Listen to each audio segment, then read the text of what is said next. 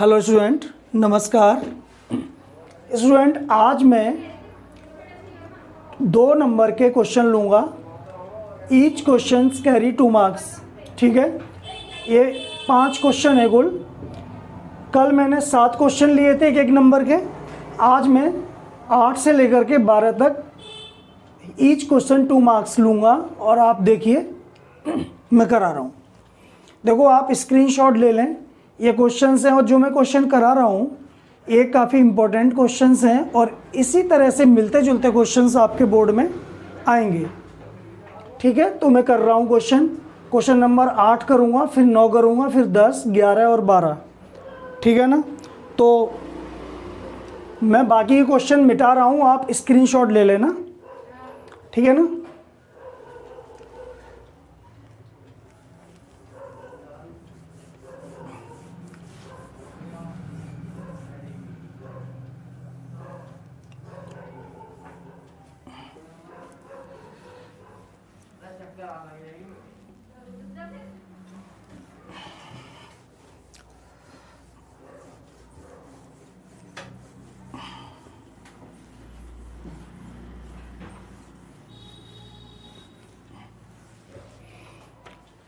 Student, question number 8 है, given that √2 is a irrational number, prove that 5 + 3√2 is an irrational number. तो आपको दिया हुआ है कि √2 एक इरेशनल नंबर है, यानी कि अपरिमेय संख्या है। तो हमें ये प्रूव करना है कि ये भी एक इरेशनल नंबर होगा, यानी कि अपरिमेय संख्या होगी। तो सॉल्यूशन कर रहा हूँ मैं।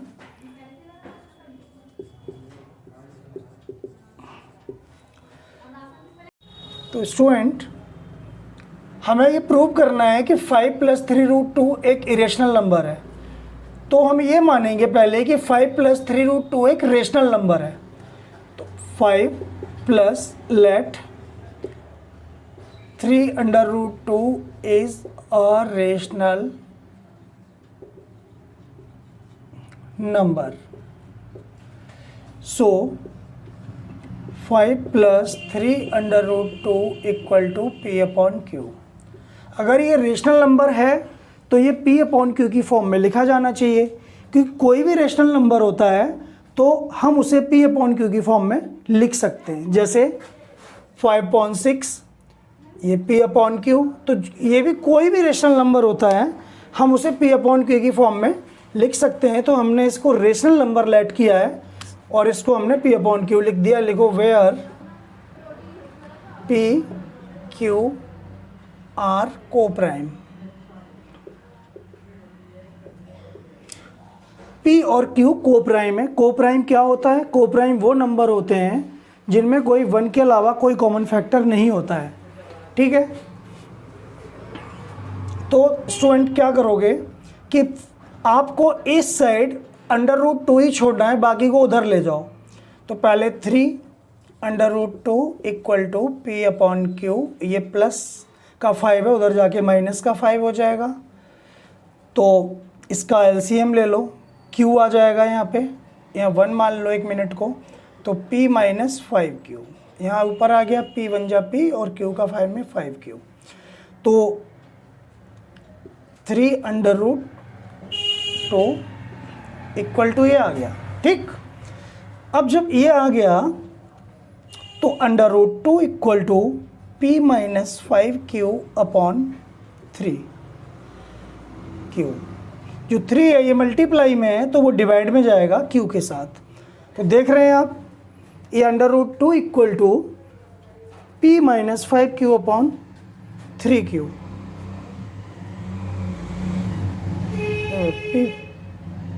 P बन जा P। ठीक है। तो आप देख रहे हैं कि ये P/Q की फॉर्म में है। तो लिखो यहाँ पे P - 5Q/3Q is a rational number. क्योंकि ये नंबर रेशनल नंबर की फॉर्म में है, अपॉन में लिखा हुआ है इसलिए। सो √2 should be rational number.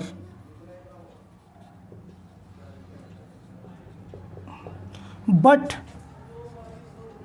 this contradict the fact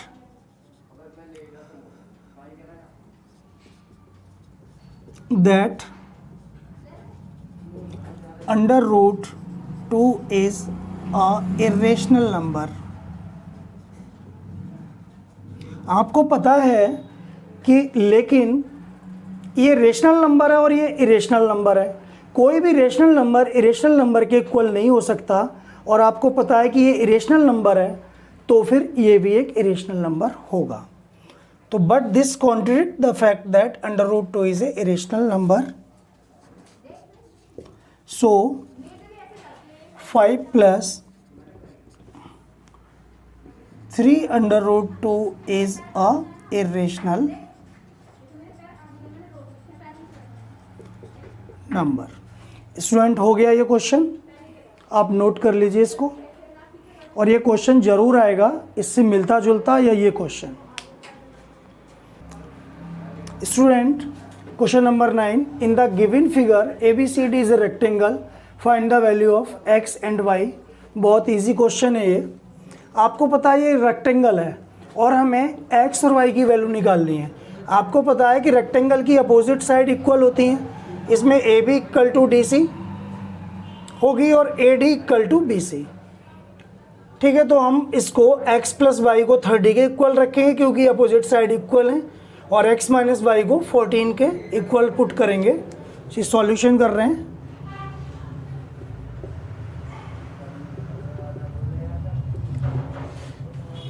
लिखो, वी नो दैट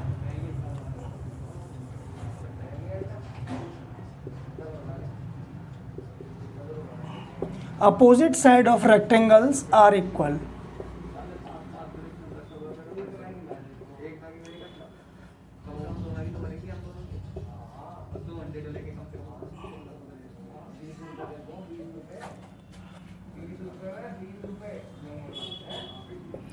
तो आपको लिख दो, सो x + y = 30 इक्वेशन फर्स्ट, और x - y = 14 इक्वेशन सेकेंड। इसको हम सॉल्व करेंगे एलिमिनेशन मेथड से, विलोपन विधि हिंदी में बोलते हैं।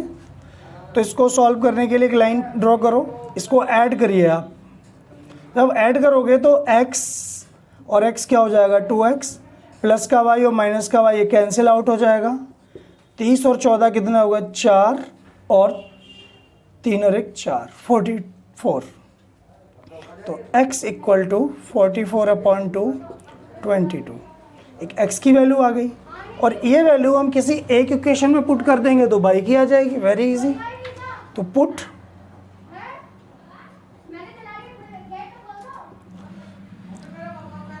फर्स्ट में पुट कर दो, या फर्स्ट में ही कर दो, फर्स्ट में पुट कर दीजिए। फर्स्ट तो कर दो, फर्स्ट में पुट। आप यहाँ कर दे रहा हूँ, x + y = 30, ये हमने नोट कर लिया। x की वैल्यू 22 है, यहाँ पुट लिखो, y = 30। तो y = 30 - 22 = 30 में से 22 गए तो 8। तो बस हो गया। यहाँ x = 22 और y = 8, ये आंसर हो गया। नोट कर लो। Student, question number 9, find the sum of first 8 multiple of 3। ये AP का क्वेश्चन है। 3 के 8 गुणज लिखने हैं, हिंदी में बोलें तो 3 के 8 मल्टीपल लिखने हैं और उसका सम निकालना है हमें। तो देखो सॉल्यूशन इजी है, 2 नंबर के बहुत इजी होते हैं क्वेश्चन। तो सॉल्यूशन AP बन जाएगी हमारी 3, 6, 9, 12 अप टू 8 टर्म। हमें सम निकालना है, या चाहो तो आप ऐसे भी लिख सकते हो, कोई बात नहीं, सम निकालना है हमें इसका। तो SN का फॉर्मूला लगा दो। आपको पता है इसमें A कितना है, 3, और डी कितना है 6 माइनस 3, इसमें से इसको माइनस कर दो या इसमें से इसको कर दो या इसमें से, तो 3 आ गया। और n की इक्वल वैल्यू है 8, क्योंकि 8 टर्म है ना, 8 टर्म तक निकालना है। तो फॉर्मूला होता है Sn equal to n upon 2a plus n minus 1 into d, और ये इजी डिजिट्स है, कर लो इसको। तो n की वैल्यू कितनी है 8, तो n की जगह 8 लिख दीजिए, S8 equal to 8 upon 2a की वैल्यू क्या है 3 प्लस 8 माइनस 1, और d की वैल्यू भी 3 है। ठीक है, तो इसको आप काट दो, 4 टाइम कट गया ये, 4 6 प्लस 8 में से 1 गया, कितना होता है 7, और 7 तिया 21। पहले हम माइनस करेंगे फिर मल्टीप्लाई करेंगे, तो 21 आ गया। या फिर आप ऐसे कर लो, 8 में से 1 गया 7, 7 इंटू 3, ऐसे कर लो। तो 4 6 प्लस 7 तिया 21, 21 और 6 कितने होते हैं 27, 4 सत्ते 28 के 8, कैरी 2, 4 दूनी 8 और 2 10, 108 आंसर। इससे आसान क्या होगा? ठीक है, आप इसे नोट कर लो।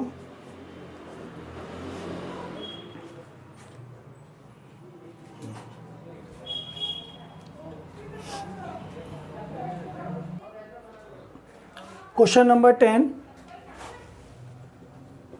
find the ratio in which P4, M divide the line segment joining the point A 2, 3 and B 6, -3, hence find M। पहले रेशियो निकालना है हमें, यानी M1 M2, और फिर M की वैल्यू निकालनी है ये वाली। इसमें इजी है ये भी, तो देखो कैसे होगा। देखो स्टूडेंट, सॉल्यूशन ए और बी, ये ए है और ये बी है। ए के कोऑर्डिनेट हैं 2 3 और बी के हैं 6 और -3। ठीक है, और यहाँ कोई पॉइंट है पी, कहीं भी बीच में हो सकता है 4 और M। ठीक, पहले स्टूडेंट हम इसका रेशियो निकालेंगे M1 M2। लिखो late ratio is M1, M2। तो स्टूडेंट पहला कोऑर्डिनेट दिया है 4, यानी x की वैल्यू दी हुई है हमें, तो ये यूज़ करेंगे हम रेशियो निकालने के लिए, फाइंड करने के लिए। ये जो गिवन वैल्यू है 4, उसका यूज़ करेंगे।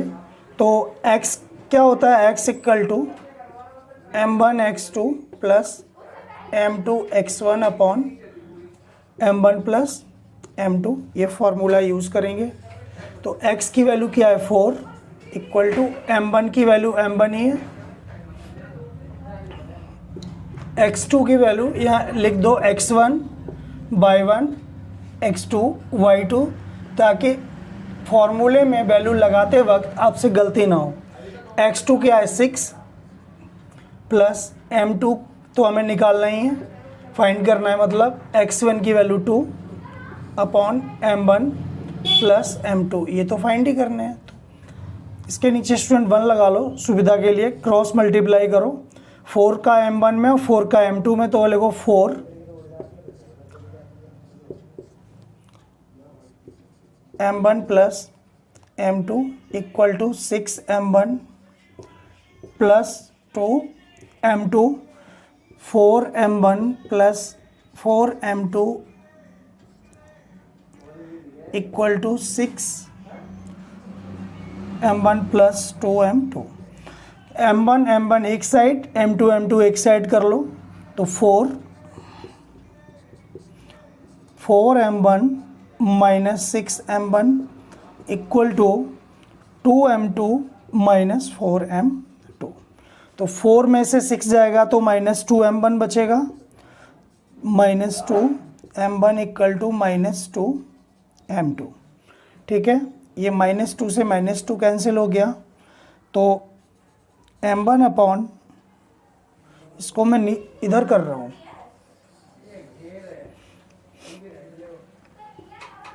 m1 upon m2। अब स्टूडेंट देखो, एक minute, m1 equal to m2 बचा वो लिख लिया।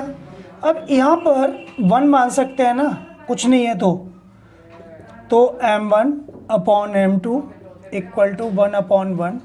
तो m1 की वैल्यू क्या आ गई 1 और m2 की वैल्यू भी 1 आ गई।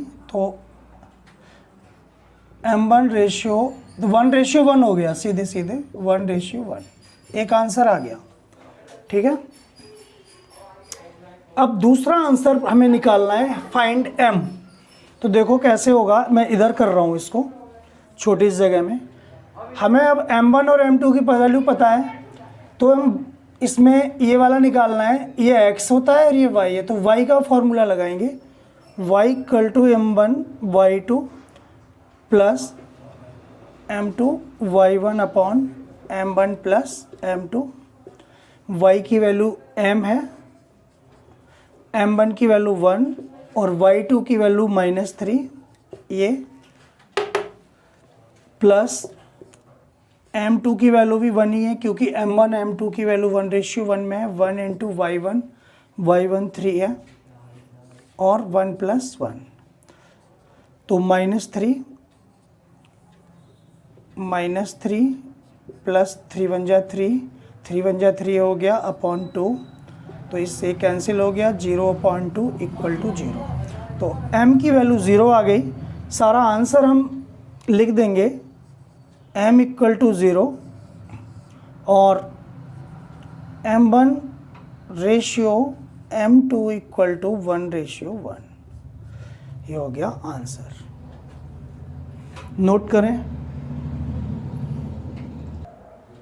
Student, question number 11, 2 different dice are tossed together, find the probability। First है of getting a doublet, second है of getting a sum 10। Doublet का मतलब डबल होता है, डबल डिजिट। तो आपको पता है स्टूडेंट कि ये क्या है, जब 2 डाइस को एक साथ टॉस करते हैं तो 36 रिजल्ट आते हैं। जब हम एक डाइस को डालेंगे तो 6 रिजल्ट आएंगे, जब 2 डाइस को एक बार डालेंगे, हम एक साथ डालेंगे तो 36 रिजल्ट आएंगे। 36 है, 1 2 3 4 5 6, 1 2 3 4 5 6, 6 6 जा 36। तो जब 2 डाइस डालेंगे तो 36 रिजल्ट आएंगे, इसके बाहर कोई भी रिजल्ट नहीं होगा। ठीक है, मान लो हमने 2 डाइस डाली, एक पे 3 आया, एक में 4 आया, तो 3 4 ये भी है। दोबारा हमने डाली तो एक में 5 आया, एक में 6 आया, तो 5 6 भी है। तो इस तरह से ये आप एग्ज़ाम में अगर ऐसा कोई क्वेश्चन आ जाए तो एक एज ए रफ फिगर बना लेना, या फेयर में भी कर दोगे तो कोई दिक्कत नहीं है इसको। ठीक है, ये सॉल्यूशन में ही है। तो ये फर्स्ट पार्ट है इसका, of getting a doublet, P of getting double. क्या है डबल नंबर, क्या है देखो, ये जो नंबर है 1 1 2 2 3 3 4 4 5 5 6 6, तो आप चाहो तो इसको ऐसे भी कर लो,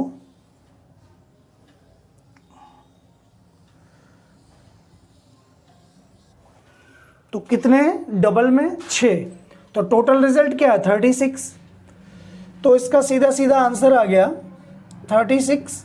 क्या होता है, possible outcomes upon total outcomes. Possible outcomes क्या है यहाँ पे 6, तो 6/36। तो या तो फिर आप फॉर्मूला ही लिख दो,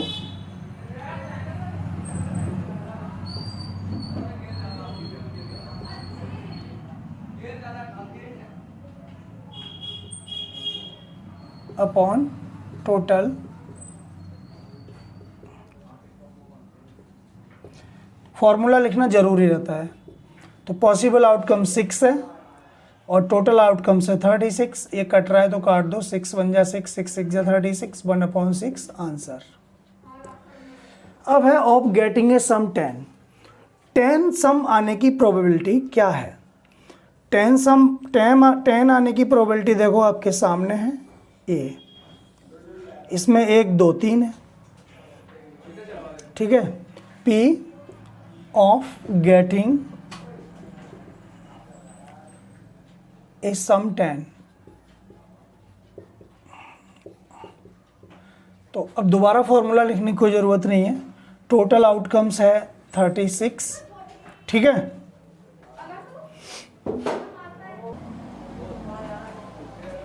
ये 3 है तो 3 लिख दिया, 3 1 जा 3, 3 1 जा 3, 3 2 जा 1/12 आंसर। नोट कर लें। स्टूडेंट क्वेश्चन नंबर 12 है, ये लास्ट क्वेश्चन है आज का। An integer chosen at random between 1 and 100, find the probability that it is first है divisible by 8, not divisible by 8। ये सारे क्वेश्चन बहुत ही इंपॉर्टेंट हैं, आप इनकी तैयारी करें और जो मैं करा रहा हूँ इनको घर पे जाके प्रैक्टिस करना, ठीक है। तो सॉल्यूशन,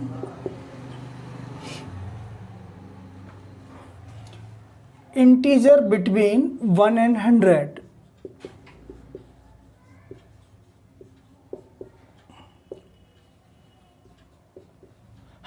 एक और 100 के बीच कितने इंटीजर होंगे? सोचो, 1 से 100 तक की डिजिट में कितने इंटीजर होते हैं?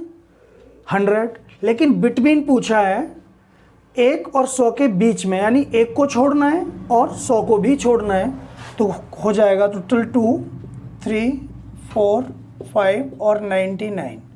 अब 2 से 99 तक कितने हो गए बताइए आप, बोलो। आप काउंट करोगे तो टोटल इंटीजर आएंगे 98। क्यों? एक कम यहाँ हो गया, पहले टोटल 100 थे, अगर एक ये कम हो गया और एक ये कम हो गया, 100 में से 2 गए 98, टोटल इंटीजर कितने हो गए? 98। तो डिविजिबल बाई 8। अब हमें वो डिजिट निकालनी है जो 8 से डिवाइड होंगे 2 से 99 के बीच। नंबर ऑफ इंटीजर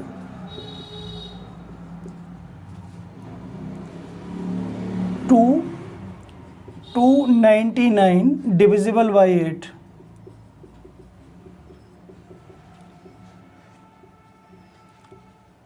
दो से 99 तक क्या होगा?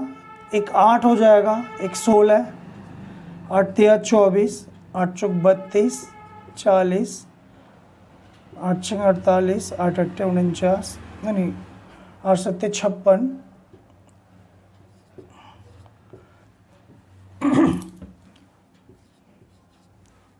64, 8 8 64, 8 9 72, 8 10 80। तो अभी तो और है 88 96, ठीक है। कितने हो गए ये?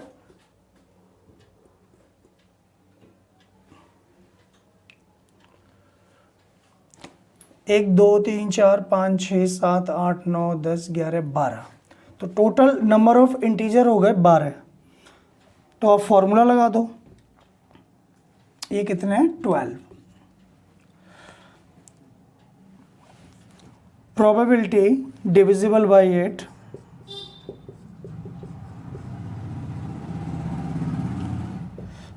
टोटल आउटकम्स कितने हैं? 98। ये 98 टोटल इंटीजर है, वही टोटल आउटकम्स हो जाएगा। फॉर्मूला लिख लो, पॉसिबल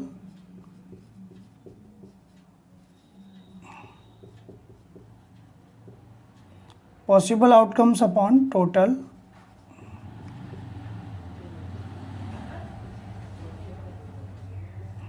तो पॉसिबल आउटकम्स कितना है? 12, और ये कितना है?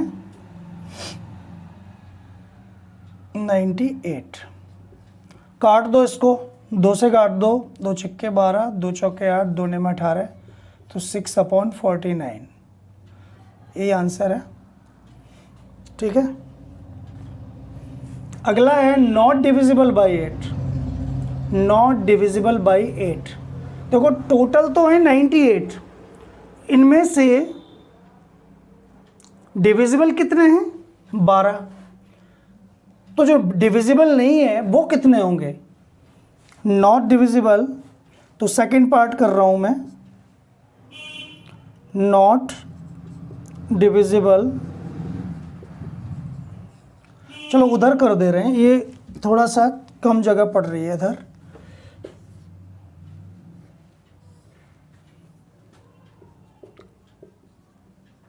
इंटीजर नॉट डिविजिबल बाई 8,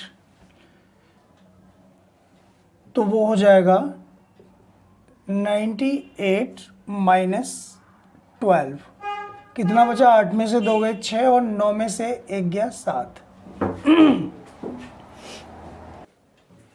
तो स्टूडेंट यहाँ पर 8 बचेगा, 86, क्योंकि 9 में से 1 गया 8। तो P प्रोबेबिलिटी निकाल, नॉट डिविजिबल बाई 8,